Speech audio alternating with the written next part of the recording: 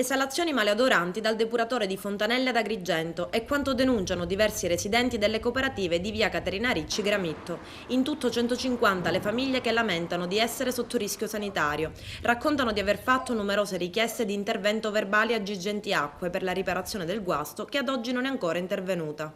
Sì, effettivamente è vero, da un periodo a questa parte, circa un mesetto, abbiamo una puzza che si scatena proprio dal depuratore e per sentito dire so che ci sia un pezzo dell'aspirazione dei rifiuti che non funziona. Io non penso che ci voglia più di un mese per poter riparare questo danno, anche perché ne vale per l'igiene pubblica, no? Avete fatto la segnalazione? Guardi, la segnalazione è stata fatta più di una volta sia ai vigili urbani che al comune di Agrigento, però fino ad ora non abbiamo avuto nessun risultato. Cosa pensate di fare adesso? Veramente non sappiamo, speriamo che le TV poter fare più di quello che abbiamo fatto già noi oggi. Una situazione che continua da un mese e così stanchi di attendere risposte sono passati alle vie di fatto, presentando, grazie ad un legale, l'avvocato Ignazio Pullara, una diffida ufficiale a Girgenti Acque dal comune per il ripristino della normalità.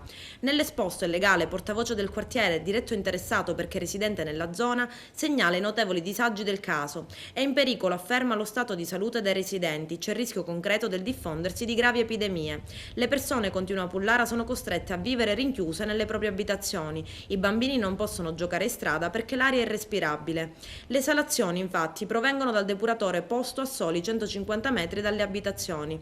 Secondo quanto riferito da Girgenti Acque, che ha assicurato un rapido intervento, si tratterebbe di un guasto all'aeratore. Ma esasperati dall'attesa, gli abitanti preannunciano l'intenzione di rivolgersi alla Procura della Repubblica.